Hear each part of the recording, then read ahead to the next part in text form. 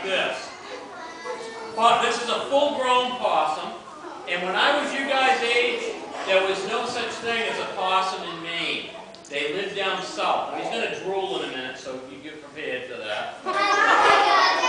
Possums live down south, but they've expanded their range, and now they're very common all through Maine. Possums are what's called a marsupial. They have a pouch like a kangaroo. When they have babies, they have about 12 of them at a time. The babies are the size of a jelly bean.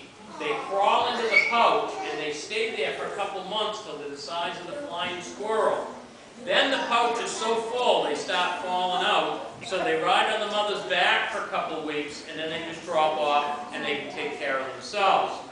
They're also disgusting creatures. They're a nocturnal animal, and different nocturnal animals have neat ways of protecting themselves. Skunks can spray, porcupines have quills, a flying squirrel can jump and glide.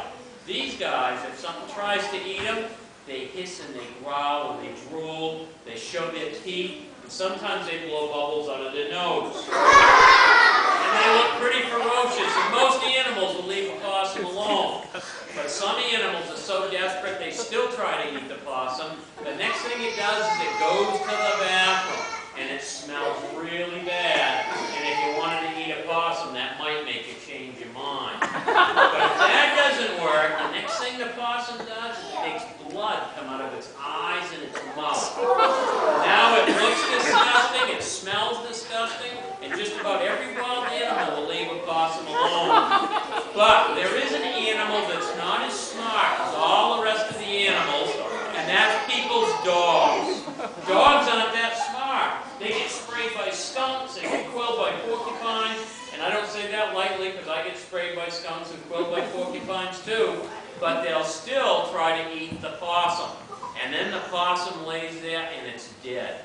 And I had somebody on Munjoy Hill in Portland call me up yesterday. Their dog killed a possum in the backyard, and it was disgusting.